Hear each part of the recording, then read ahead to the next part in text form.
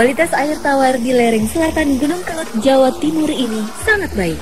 Tidak terlihat tanda-tanda erosi di bagian hulu pada sungai-sungai kecil yang jernih ini. Bagi warga desa Selumbu, sungai kecil daerah Wulingi menjadi tujuan perburuan ikan uceng. Jenis ikan kelahiran tawar yang banyak terdapat di sungai pegunungan.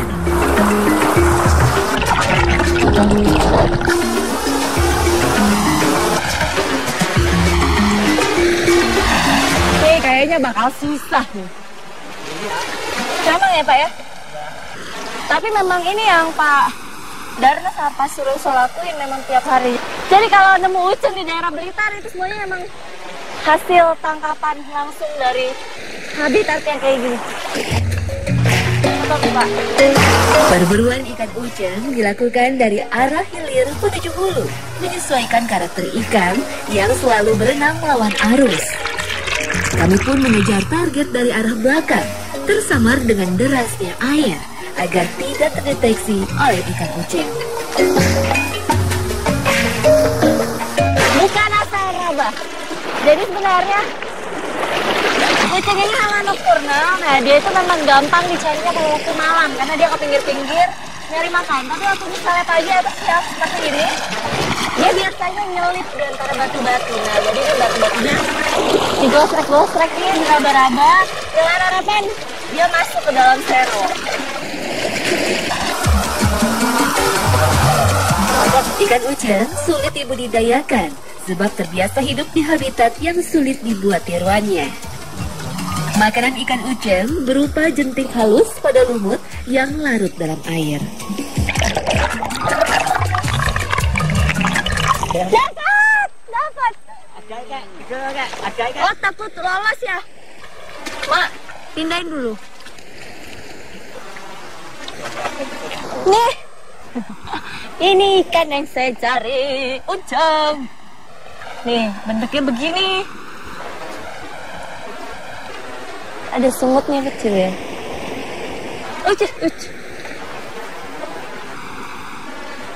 Nyarinya susah payah. Ternyata ikan buruan kita ini. Nggak kebayang kalau misalnya disuruh menuin ini satu ember ya Pak? Iya. Nggak mungkin.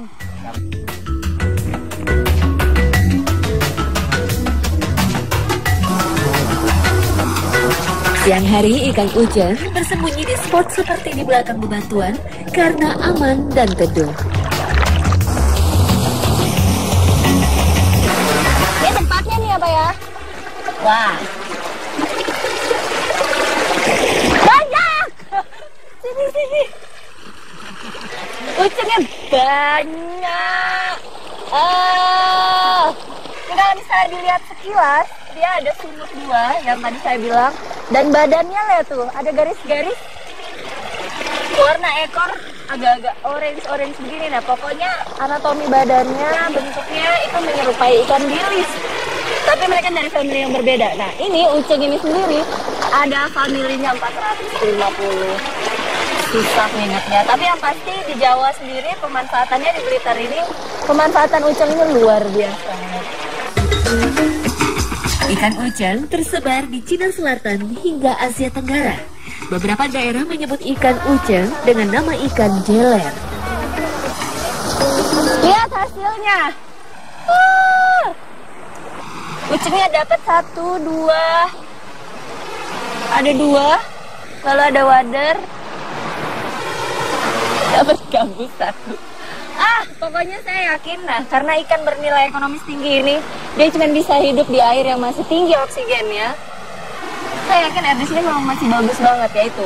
Kalau misalnya sumber airnya kita jaga, tidak ada pencemaran, dengan cara tangkap yang betul, yang baik, hasil ikan uceng ini akan ada sampai kapanpun di daerah Blitar. Nah, saya udah ditunggu sama ibu-ibu mau bikin olahan dari ikan uceng ini. Mau dibikin Bali uceng, seperti apa masaknya, bumbunya apa aja, rasanya gimana? Habisin.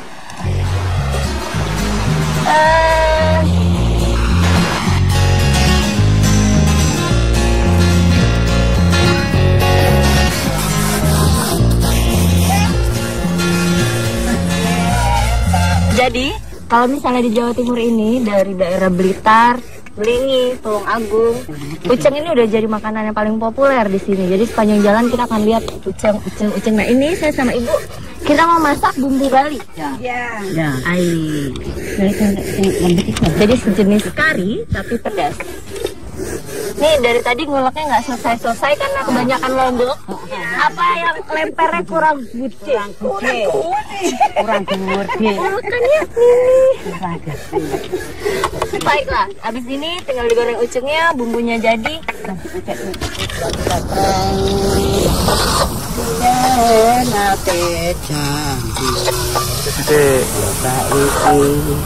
Apa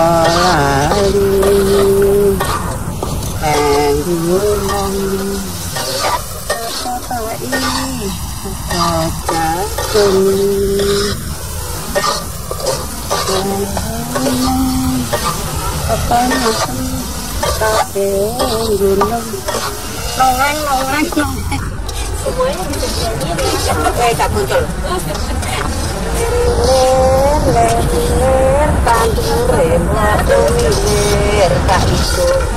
sayur apa? Sayur singkong. Enak. Tapi ini aja udah luar biasa banget nih. Ini ucengnya enak loh, bumbu Bali ini ternyata sangat-sangat enak. Apalagi makannya pakai pincuk begini, di belakang sungai Ada. ambil ucengnya, di sini langsung dimasak. Ada. Masaknya di tengah sawah. Happy ya Bu, Happy. ketawa-ketawa, nyanyi-nyanyi ya. Jadi memang makanan itu berkaitan erat banget dengan habit kita, dengan pola tingkah laku kita. Jadi kalau makanannya enak, semua senang. Tradisi biar bahagia selamanya. Ibu juga.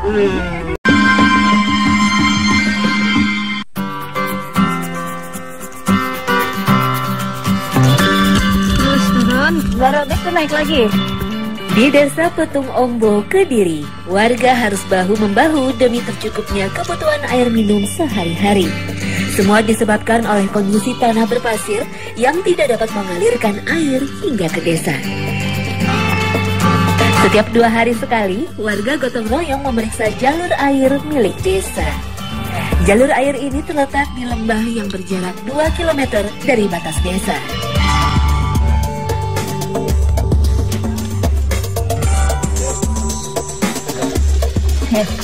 Untuk nyampe ke sumber airnya kayak gini perjalanannya. Yuk.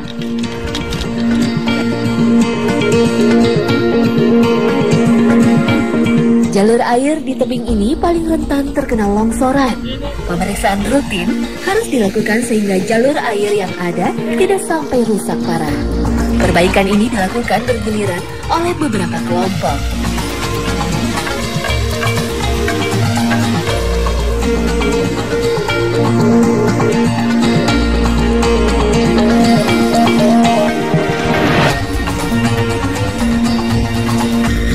Ini Bapak berdua nih, Pak Marjono khususnya nih punya jasa besar buat kelangsungan air di kampung nih. Kalau misalnya nggak ada bapak-bapak ini, ya nggak ada air di sana. Nah lihat, ini sendiri sebenarnya bukan soal hanya menyambung atau menambal pipa yang bocor aja gitu, tapi lokasinya, posisi pipanya, kesulitannya, dan airnya deres gitu. Jadi tadi waktu pas masukin pipa baru aja itu nggak gampang gitu kan.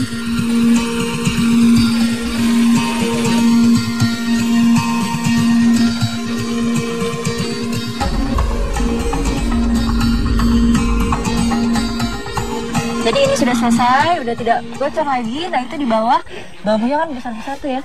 Nah itu nanti dibikin penyangganya. Karena ini memang lokasi pipanya nggak ada nempelnya ke tanah gitu kan. Ini ngambang. Nah itulah disangga pakai bambu-bambu ini.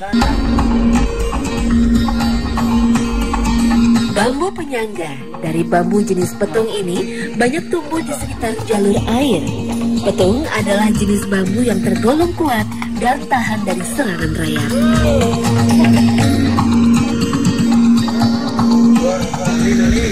Ya yang pasti sih kalau misalnya kita lihat ini desainnya, kalau menurut saya sih masih kurang kokoh ya gitu. Tapi memang at least tidaknya 2 hari ke depan aman gitu. Karena memang untuk urusan air ini sendiri, sumber air sampai ke desa, tanggung jawab air bersihnya ini ada sip-sipannya. Di Petung Ombo ada 2 jalur pipa air milik warga. Jalur kedua terletak di dasar lembah yang sebenarnya adalah sungai kecil. Namun kondisi tanah berpasir membuat jalur air ini tidak mampu menampung air dalam jumlah besar. Curah hujan sederas apapun selalu hilang meresap ke dalam tanah. Jalur pipa di lembah ini memiliki panjang 2 km. Awalnya terbuat dari bambu yang disambung, tetapi pasca erupsi Gunung Kelut, bantuan dari berbagai pihak akhirnya membuat pipa air kini sudah dalam bentuk permanen.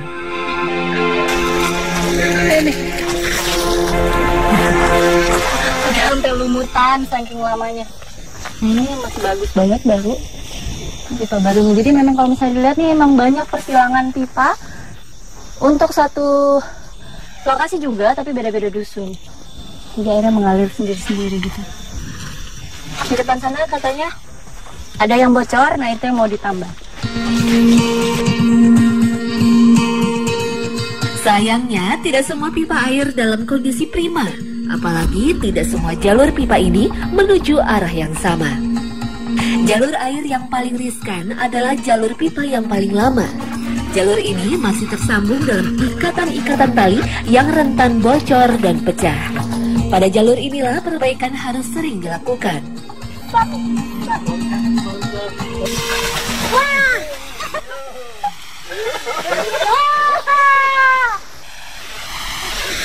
Ini sebenarnya kita ketawa gitu seru-seru, tapi situnya mirip.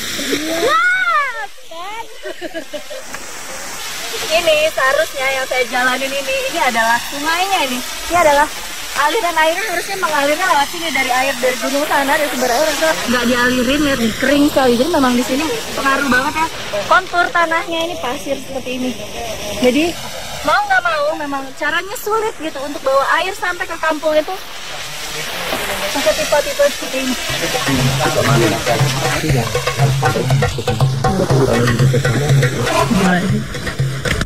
Dia pakainya bagus ya.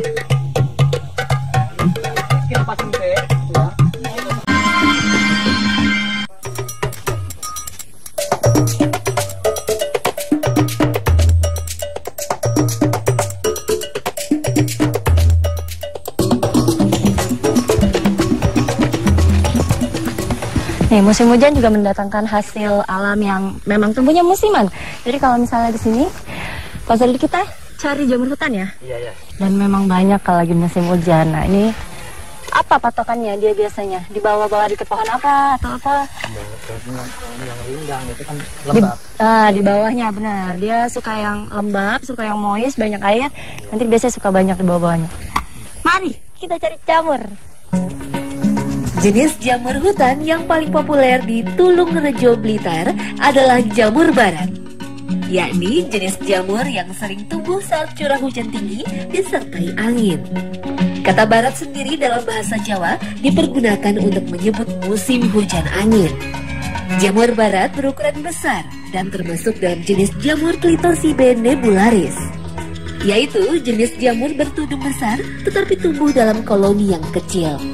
Ini adalah jenis jamur yang dapat dikonsumsi manusia karena tidak mengandung racun. Jamur barat biasa tumbuh di hutan, daerah perkebunan, bahkan hingga hutan tepi pantai yang lembab. Banyak sumber menyebutkan jamur barat memiliki kandungan protein yang lebih tinggi dari daging ayam dan tempe. Kayak payung ya? Nah, ini di sini bilangnya jamur barat. Iya, di sini. Oke, disebutnya jamur barat. Nah, ini memang banyak kalau misalnya lagi pas angin, pas hujan kayak gini ya. Iya. Nah, ini tapi dia koloninya tidak yang banyak gitu, nggak yang lebar rame koloninya. Nah, ini cuman paling 1-2 aja. Iya. Dan yang pasti ini enak sekali rasanya kalau dimakan. Benar? Iya, benar.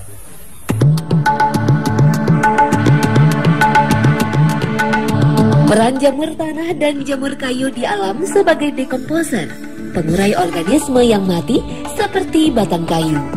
Jenis jamur yang paling banyak kita temui di batang kayu ini adalah jamur kuping. Jamur kuping ditandai dengan tekstur jeli yang kenyal, berwarna hitam keunguan. Jamur ini menjadikan batang kayu mati sebagai media tumbuhnya. Semakin lembab udara di sekitarnya, maka daunnya akan semakin lebar.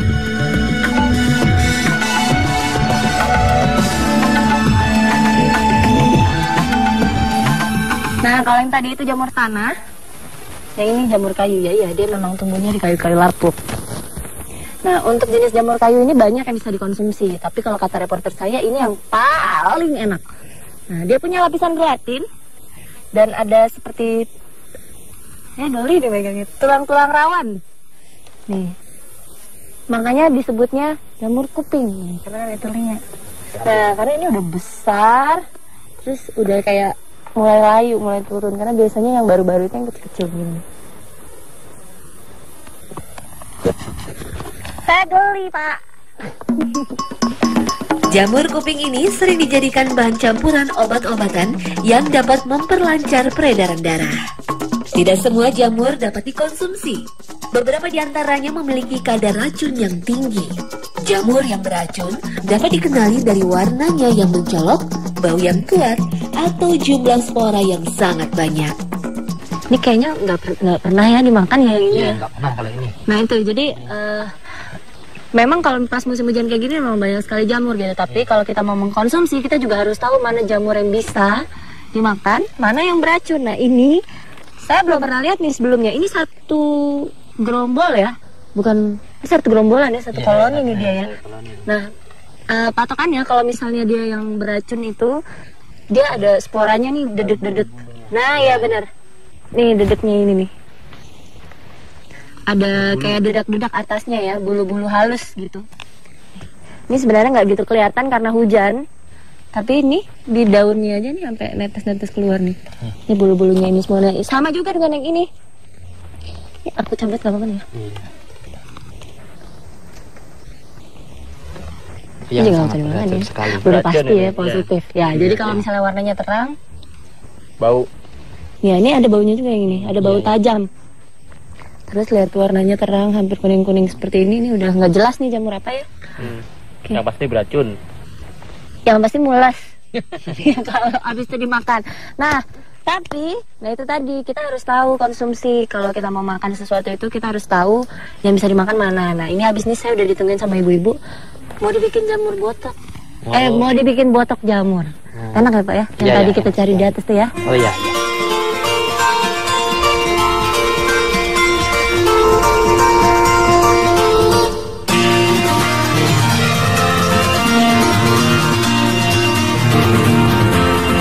Jadi memang di mana-mana botok itu identik dengan kelapanya sedikit dan rasanya yang pedas. Tapi hari ini kita mau bikinnya spesial. Lihat perbandingan kelapa sama jamurnya 3:1 nih.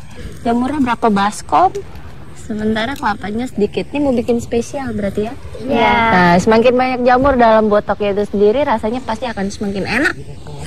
Nah ini memang sedap. Betul. Nah ini makanan musiman sebenarnya karena tidak dalam 1 tahun itu tidak setiap tahun ada nih jamur-jamur yang bisa dimakan untuk botok. Ini lagi ada, kita mau bikin kuliner botok jamur.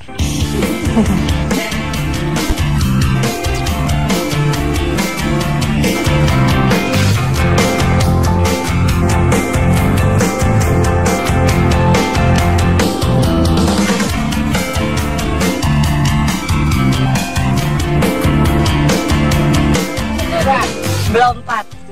Nah pokoknya kalau misalnya dirasa ini begitu sampai mulut yang enak itu yang ini nih yang jamur tanah. Lebih kenyal ya. Rasanya emang lebih kenyal. Padahal ini sudah cukup matang masaknya ya. Nah yang pasti kalau misalnya kita vegetarian mau cari selenium itu bagus untuk kuku, untuk rambut, untuk kulit. Nah kan nggak boleh makan protein hewani. Nah ini salah satu sumber